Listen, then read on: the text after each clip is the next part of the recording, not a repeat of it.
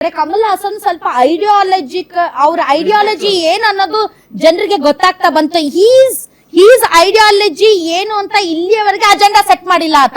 That is the plus point for him. Whether is pro NDA or ಗೊತ್ತಿಲ್ಲ, is left right or communal or none so his agenda clarity ಇಲ್ಲ.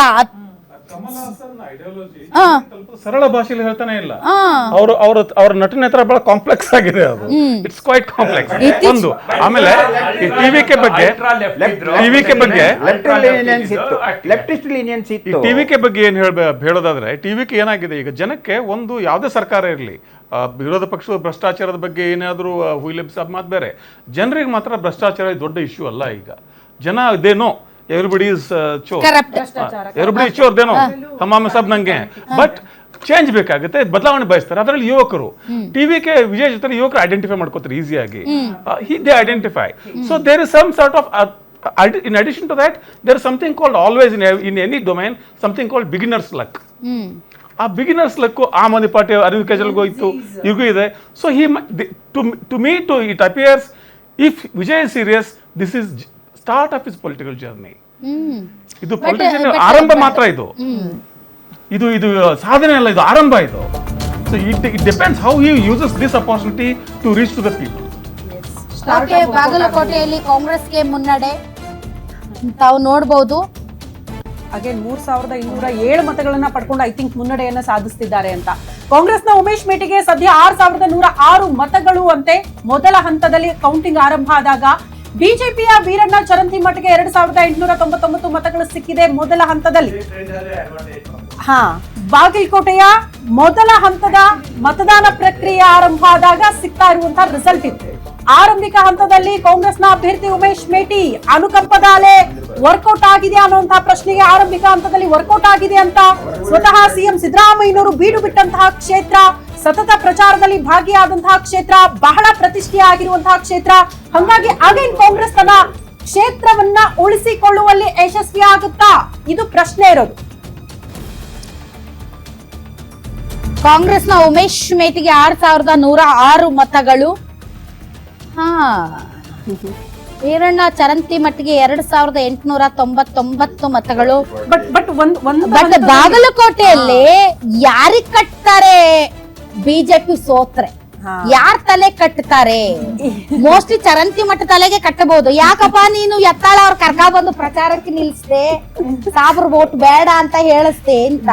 ಒಂದು ವೇಳೆ ಗೆದ್ರೆ Yatnal ತಲೆಗೇನೆ, ಸೋತ್ರು Yatnal and Charantimath ತಲೆಗೆ. But Vijayendra ಅವ್ರ ತಲೆಗೆ ಅದು ಹೋಗುತ್ತಾ ಇಲ್ವೋ ಗೊತ್ತಿಲ್ಲ. ಬಟ್ ಸೋತ್ರೆ ವಿರೋಧಿಗಳು ಕಟ್ತಾರೆ ವಿಜಯೇಂದ್ರ ತಲೆಗೆ. ಕೆಲಸ ಆಗಿದೆ ಮೇಡಮ್. ಪಾಪ ಈ 5,000 ಕೋಟಿ ಅದು ಕೃಷ್ಣ ಮೇಲ್ದಂಡ ಯೋಜನೆಗೆ ತಂದ್ರು ಈ ಸಲ. ಅದು ಮೋದಿ ನೇತೃತ್ವದಿಂದ ಅದು ಕೇಂದ್ರ HDK ಕುಮಾರಸ್ವಾಮಿ ಅವರು ತಂದು ಅದನ್ನೆಲ್ಲ ಮಾಡಿದ್ರು. ಯಾರು ತಂದ್ರು? ಅಲ್ಲಿ ಸ್ಥಳೀಯ ಶಾಸಕರು ಯಾರು? ಅಲ್ಲ, ಅದು ಅಲ್ಲಿ ಕೇಂದ್ರದಿಂದ ತಾನೆ. ಈಗ ಏನ್ ಗೊತ್ತಾ ಮೇಡಮ್, ತರೋದ್ ಇಂಪಾರ್ಟೆಂಟು, ಸಿದ್ದರಾಮಯ್ಯನವ್ರ ಹತ್ರ ಕಿತ್ಕೊಂಡ್ ಇಂಪಾರ್ಟೆಂಟು, ಮೋದಿ ಅವ್ರ ಹತ್ರ ಕಿತ್ಕೊಂಡ್ ಇಂಪಾರ್ಟೆಂಟು. ಕೊಟ್ಟ ಮೇಲೆ ನಾ ಕೊಟ್ಟಿನ ಅನ್ನೋದು ಬಹಳ ಈಸಿ. ಬರೋದಿದೆಯಲ್ಲ, ಕೃಷ್ಣ ಯೋಜನೆ ಲಾಲ್ ಬಹದ್ದೂರ್ ಶಾಸ್ತ್ರಿ ಅವರು ಪ್ರಧಾನಮಂತ್ರಿ ಇದ್ದಾಗ ನಡೀತಾ ಇದೆ. ಅದು ಎಲ್ಲ ಪ್ರಧಾನಮಂತ್ರಿಗಳು ಎಲ್ಲ ರಾಜಕಾರಣಿಗಳು ಕೂಡ ಅದರಲ್ಲಿ ಪಾಲ್ದಾರ ಆಗ್ತಾರೆ. You just cannot opposite to Modi. But ಆದ್ರೆ ಈ ಸಲ ಕೆಲಸ ಮಾಡ್ತಾ ಇದ್ರು. DMK ಸ್ಲೋಲಿ ಗೊತ್ತಿಲ್ಲ, DMK ನಂಬರ್ಸ್ ಕಡಿಮೆನೂ ಆಗ್ತಾ ಇದೆ.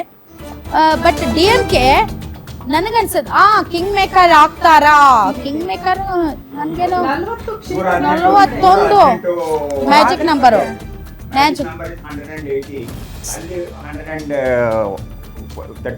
ಸ್ಟಾರ್ಡಮ್ ಹಂಗಾದ್ರೆ ಓಟ್ಸ್ ಆಗಿ ಕನ್ವರ್ಟ್ ಆದಂಗೆ ಕಾಣಿಸುತ್ತಾ ಅಂತ ಈ 40 ಕ್ಷೇತ್ರಗಳು. ಒಂದು ನ್ಯೂ ಫೇಸ್, ಒಂದು ಏಕತಾನತೆ ಇತ್ತು ಅಲ್ಲಿ.